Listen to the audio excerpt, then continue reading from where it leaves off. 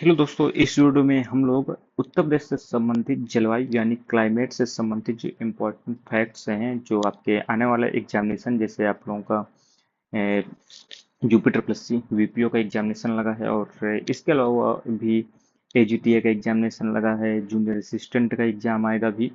तो इन सब में जो आपको यूपी स्पेशल के क्या कहते हैं 20 क्वेश्चन आना है, तो उसके लिए काफ़ी ज़्यादा महत्वपूर्ण है जो कि चीज़ें होंगी। तो जरूर इसे आप अच्छे से देखिएगा, ठीक है। और ये लगातार सीरीज चल रही है तो इसे हम करा रहे हैं। तो यहाँ पर देखिए, उत्तर प्रदेश की जो जलवायु है आप लोगों को पता ही होगा, जिन्होंने पढ़ा होगा कि जो उत्तर प्रदेश की जलवायु है उष्णकटिबंधीय प्रकार की है, यानी कैसी है, ट्रॉपिकल टाइप की है। ये चीज़ आपको जो है ध्यान देना है, ठीक है। राज्य में जो औसत तापमान होता है जनवरी में कितना होता है, तो 12.5 से लेकर 17.5 के आसपास होता है। और मई जून में यह तापमान कितना पहुंच जाता है भाई साहब, इस समय तो इससे भी ज्यादा, औसत से भी कहीं कहीं ज्यादा है। 27.5 से 39 इसमें लिखा है, बाकी अब तो भैया 45-50 तक भी टच होने लगा है।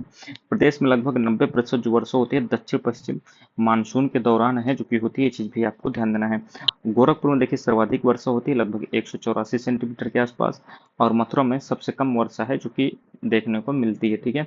अब देखिए ऋतुओं की बात करें तो शीत ऋतु की बात करें सबसे पहले, तो शीत ऋतु प्रदेश में कब आता है, तो नंबर 1 में आता है। काफी सिंपल चीजें हैं ये बस ये, लेकिन कथन में क्वेश्चन पूछ सकता है और आप उसमें फंस सकते हैं, ठीक है, घुमा कर पूछ लेगा, तो इसलिए आपको थ्योरी पोर्शन अच्छे से तैयार होना चाहिए, ठीक है।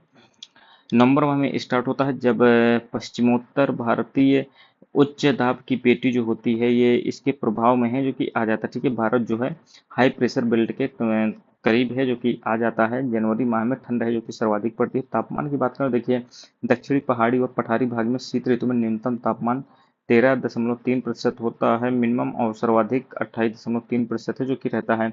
वहीं पर्वतीय क्षेत्र और पश्चिमी मैदानी भागों में औसत तापमान सबसे न्यूनतम 10 डिग्री सेंटीग्रेड है जो कि रहता है। और मध्य मैदानी भागों में न्यूनतम जो औसत तापमान है वो 11.7 डिग्री सेंटीग्रेड है जो कि रहता है। और अधिकतम एवरेज तापमान 27.2 डिग्री सेंटीग्रेड। हवाओं की बात करें तो देखिए, शीत ऋतु में हवाएं जो होती हैं ये स्थल क्षेत्र से चलती हैं, और जिसके कारण से शुष्क होती हैं और इनमें वर्षा जो है नहीं प्राप्त हो पाती है, ये चीज आपको ध्यान देना है। ठीक है, वर्षा की बात करें तो देखिए, जनवरी तथा फरवरी माह में भूमध्य सागरीय क्षेत्रों में उत्पन्न होने वाले जो चक्रवात साइक्लोन बनते हैं, इनके कारण उत्तर प्रदेश में अचानक कभी कभी परिवर्तन देखने को मिलता है, जिससे वर्षा का प्रभाव भी है जो कि देखने को मिलता है। अब देखिए, ग्रीष्म ऋतु की बात करें तो उत्तर प्रदेश में ग्रीष्म ऋतु जो है मार्च से प्रारंभ होकर मध्य जून तक चलता है, ठीक है। मार्च से तापमान में निरंतर वृद्धि होती है और मई में तापमान सर्वाधिक हो जाता है। इस ऋतु में अधिकतम तापमान 36 डिग्री सेंटीग्रेड से 39 डिग्री सेंटीग्रेड और न्यूनतम तापमान 21 डिग्री सेंटीग्रेड से 23 डिग्री सेंटीग्रेड है जो कि रहता है। कई नगरों में तापमान की बात करें तो 45 डिग्री सेंटीग्रेड से 47 डिग्री सेंटीग्रेड तक है जो कि पहुंच जाता है। हवाओं की बात करें तो देखिए, यहाँ पर मई और जून में पश्चिमी हवाएं काफी तेज चलती हैं, जिन्हें हम लोग स्थानीय भाषा में लू वगैरह कहते हैं, आप लोग जानते ही होंगे। और ये बहुत ही गर्म और शुष्क हवाएं होती हैं, ठीक है। वर्षा की बात करें तो देखिए, ग्रीष्म ऋतु में वर्षा ना के बराबर है जो कि होती है। मई जून के माह में कभी कभी है जो कि शुष्क और आर्द्र हवाओं के मिलने से परिणाम स्वरूप मैदानी क्षेत्रों में थोड़ी बहुत हवा क्या कहते हैं वर्षा है जो कि देखने को मिल जाती है कभी कभार।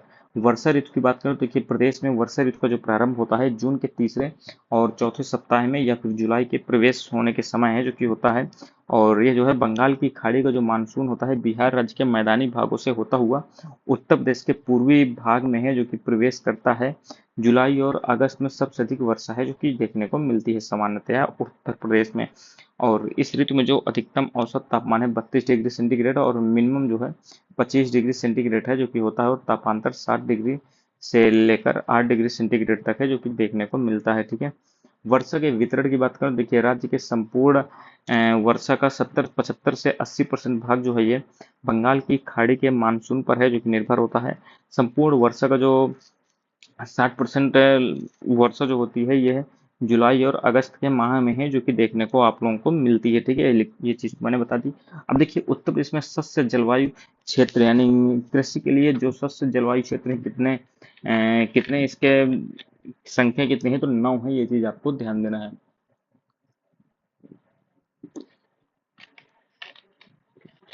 ये चीज दोस्तों कई बार एग्जाम में पूछी जा चुकी है कि कृषि उत्तर प्रदेश में शस्य जलवायु क्षेत्रों की संख्या कितनी है, तो ध्यान दीजिएगा 9 है। उत्तर प्रदेश में वर्षा कहाँ होती है सर्वाधिक, गोरखपुर। मिनिमम कहाँ होती है, मथुरा में। उत्तर प्रदेश की जलवायु कैसी है, तो उष्णकटिबंधीय मानसूनी है, ये चीज भी आपको ध्यान देना है। अब देखिए सॉइल की बात करें तो मृदा व्यवस्था की, तो देखिए मृदा व्यवस्था दो प्रकार में विभाजित है उत्तर प्रदेश को परिप्रेक्ष्य में देखते हुए। एक तो गंगा के विशाल मैदान की मिट्टियां जो होती हैं, जो निर्माण की दृष्टि से काफी ज्यादा नई होती हैं और उप नूतन प्रकृति की होती हैं। दक्षिणी पठारी या विंध्य शैली या बुंदेलखंडी जो मिट्टियां होती हैं, ये दूसरे प्रकार की मिट्टियां होती हैं और ये निर्माण की दृष्टि से मिट्टियां काफी ज्यादा प्राचीन होती हैं और ये रवेदार होती हैं। ये चीज भी है जो कि आपको ध्यान है, जो कि देना है। देखिए, और जो गंगा की मैदानी मिट्टी होती है उसको भी हम लोग दो भागों में बांट देते हैं, एक तो बांगर और एक खादर। बांगर मिट्टी जो होती है इसे हम पुरानी मिट्टी है जो कि कहते हैं, ये प्राचीन काप मिट्टी होती है, इसे हम काप मिट्टी भी है जो मिट्टी भी है जो कि कहते हैं, ठीक है, प्राचीन काप मिट्टी, इसको बांगर मिट्टी कहते हैं। और नवीन जो काप मिट्टी होती है इसे हम लोग खादर कहते हैं। बांगर जो है देखिए मिट्टी जो है प्राचीन जलोढ़ मृदा होती है जिसमें फास्फोरस और चीनी की अधिकता है जो कि देखने को मिलती है, और इसमें जो है जीवांश हो गए, पोटास हो गए और नाइट्रोजन की कमी भी है जो कि देखने को मिलती है। चीज भी है, आपको ध्यान देना है। इस मिट्टी को जो है हम दोमट, मटियार, बलुई, दोमट आदि नामों से भी है जो कि जाना जाता है। ये चीज भी है जो कि आपको ध्यान देना है। अब देखिए खादर मिट्टी की बात करें तो ये नवीन मिट्टी है। इसमें जो है वार्षिक बाढ़ के कारण है जो कि निरंतर जो है निक्षेपण है जो कि होता रहता है। इस मिट्टी को सिल्ट, बलुआ, नूतन कांप, मटियार, दोमट आदि नामों से भी है जो कि जाना जाता है। इस मिट्टी के जो जीवांश होते हैं मैग्नीशियम, पोटास तथा चूने की अधिकता है जो कि इसमें देखने को मिलती है, ठीक है। और इस मिट्टी में जीवांश, मैग्नीशियम, पोटास और चूने की अधिकता देखने को मिलती है, ठीक है। ये चीज आपको ध्यान देना है। लेकिन होता क्या है इसमें, देखिए ह्यूमस, फास्फोरस और नाइट्रोजन की कमी है जो कि होती है, ठीक है। नाइट्रोजन लगभग सब में है जो कि कम देखने को मिलता है। प्रदेश में देखिए जलोढ़ मिट्टी जो होती है इसका सबसे ज्यादा विस्तार है जो कि देखने को मिलता है। भूड़, हल्की दोमट या मिश्रित बलुई मिट्टी है जो कि होती है भूड़, ठीक है। इसका निर्माण कैसे होता है तो भूड़ मिट्टी का निर्माण गंगा, यमुना एवं उनकी सहायक नदियों के बाढ़ वाले क्षेत्रों में प्लीस्टोसिन युग में निर्मित 10 से 12 फीट ऊंचे टीलों के रूप में है जो कि हुआ है, ठीक है। बागर एवं खादर के अतिरिक्त जो है बनावट के आधार पर भी एक मिट्टी पाई जाती है जो कि उत्तरी मैदान की मिट्टियों को अन्य उपभागों में भी है जो कि वर्गीकृत करता है, जैसे लवणीय मृदा हो गई, क्षारीय मृदा हो गई, मरुस्थलीय मृदा हो गई, ठीक है। मरुस्थलीय मृदा जो हमारी होती है ये उत्तर प्रदेश के पश्चिमी भागों में कहीं कहीं पाई जाती है, जैसे मथुरा हो गया, आगरा और अलीगढ़ में पाई जाती है। यह मृदा अपरदन के कारण है जो कि निर्मित हुई है। बुंदेलखंडी मृदा जो है प्रदेश के दक्षिणी पठारी भागों में भी पाई जाती है। प्रदेश के इस क्षेत्र में पाई जाने वाली काली मिट्टी को कपास या रेगुर आदि नामों से भी है जो कि जाना जाता है। इस मिट्टी का विस्तार प्रदेश के झांसी, ललितपुर, हमीरपुर जिले में है। ये चीज आपको जो है ध्यान देना है। लाल मिट्टी की बात करें तो उत्तर प्रदेश के मिर्जापुर, सोनभद्र जिलों में है जो कि पाई जाती है लाल मिट्टी। वहीं पर अब देखिए बात करें हम राकड़ मिट्टी भी है जो कि आपके उत्तर प्रदेश में पाई जाती है। तो ये कहाँ पर पाई जाती है राकड़ मिट्टी, तो ये दक्षिणी पर्वतीय एवं पठारी भागों में है पाई जाती है, ठीक है। और जो भाट मिट्टी होती है ये उत्तर प्रदेश के पूर्वी क्षेत्रों में पाई जाती है, जैसे कुशीनगर में है जो कि भाट पाई जाती है। पड़वा मिट्टी ध्यान दीजिएगा, कई बार एग्जाम में आ चुकी है। तो पड़वा मिट्टी उत्तर प्रदेश के हमीरपुर, जालौन और यमुना नदी के ऊपरी जिलों में है जो कि पाई जाती है। जल प्लवित नदी के किनारे पाई जाने वाली मिट्टी को हम लोग क्या कहते हैं तो ध्रुव मिट्टी है जो कि कहते हैं। और ये कहाँ पर होती है तो जल प्लवित नदी जो होती है इनके किनारे पर पाई जाने वाली मिट्टी को है जो कि हम कहते हैं। प्रदेश के उत्तर पश्चिम भाग में पाई जाने वाली मिट्टियों में फास्फेट खनिज की काफी ज्यादा कमी है जो कि देखने को मिलती है। अब देखिए मृदा की बात करें तो देखिए खादर मृदा कैसी होती है, नवीन नवीन मृदा है और ये जलोढ़ मृदा का ही एक प्रकार है। कछारी मृदा भी इसे कहते हैं, दोमट भी कहते हैं, मटियार भी कहते हैं, सिल्ट बलुआ भी है जो कि कहते हैं। वहीं बात करें बांगर मिट्टी की तो ये पुरानी जलोढ़ मृदा है, ये उपरहार मृदा होती है, इसे हम दोमट, मटियार या बलुई दोमट भी है जो कि कहते हैं। ऊसर भूमि, लवणीय तथा क्षारीय की बात करें तो यह जो है बंजर की तरह होती है और कल्लर होती है, ठीक है। बलुई मिट्टी की बात करें जो कि ऊंचे टीलों की होती है इसे हम भूड़ कहते हैं। काली मृदा को क्या कहते हैं तो रेगुर, फरेल और कपास मृदा कहते हैं। बुंदेलखंड क्षेत्र की मिट्टियों की बात करें तो बुंदेलखंड में कौन कौन सी मिट्टियां हैं जो कि पाई जाती हैं यूपी के, तो लाल मृदा हो गई, परवा हो गई, माड़ हो गई, राकड़ हो गई और भोटा हो गई, ठीक है। ये चीज को ध्यान देना है।